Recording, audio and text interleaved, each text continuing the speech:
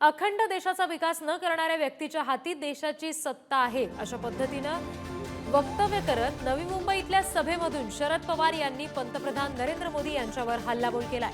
मुंबईतील हिरा उद्योग आणि राज्यातील प्रकल्प गुजरातला नेण्यावरून टीकास्त्र जोडलेलं आहे। पण आज देशाचे प्रधानमंत्री इथे काय होतं याचा विचार करत नाही। इथे जे झालंय ते सुरतला कसं लिहिता येईल याचा विचार करतायत आणि इच्छापेक्षा मोठा प्रकल्प तिथे होईल अशी काळजी त्या ठिकाणी घेतात।